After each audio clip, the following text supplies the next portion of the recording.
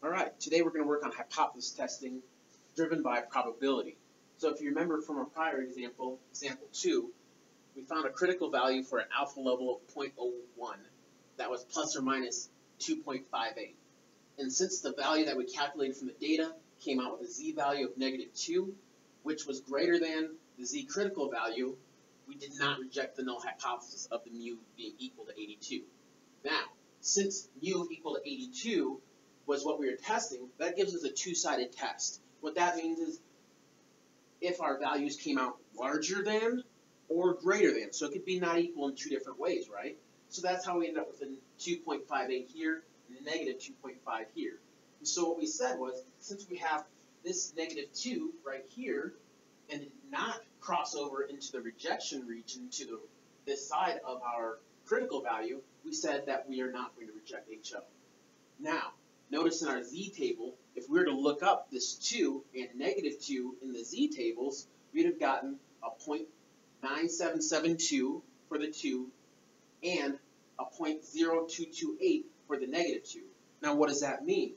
That means that the area on this side, I'll go ahead and use a different color, how about blue, that the area on this side of the 2 represents 2.28% of the data. And that on this side of the 2, of the positive 2, is going to be 1 minus that. So this whole area under the curve is 1. So this value here, the 97.72, is representing that side over here, 97.72% of the data that way. Now, consider this. If we rewrite this just slightly different into probability terms, and we look at the probability of z less than 2 minus the probability of z less than -2, then we're going to get the 0.97 minus the 0.02, which will give us 0.95. What does that represent? That is giving us the area in between those two, correct? So it's telling us that from 2 over to our -2, there's 95% of the data. Now, we said that this whole probability distribution always has to have 1 as the full probability.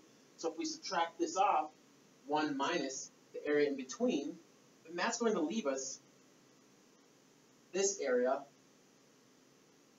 on the outside, which is 0.0456. So what does that mean? What does 0.4 mean to us? Well, that's what we call a p-value, and we'll talk about that in just a minute here. But since we see that the area on the outside is greater than the area that we wanted to cover in our hypothesis test with a critical value alpha of 0.01, then we do not reject the null hypothesis. And that's how we came to this answer. Now, the reason we're doing this is our p-value is actually represented by a probability, and it's a conditional probability. So the probability that our test statistic of 2 in this example is this extreme given HO is true.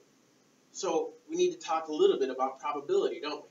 So if we let A represent the test statistic this extreme by chance, and B represent the second half over here of the null hypothesis true, then we can rewrite this as the probability of A, this vertical line means given B. So the probability that A happens given B. So that is equal to the probability of A. This symbol here is intersect. So the probability of A intersect B given or divided by the probability of B.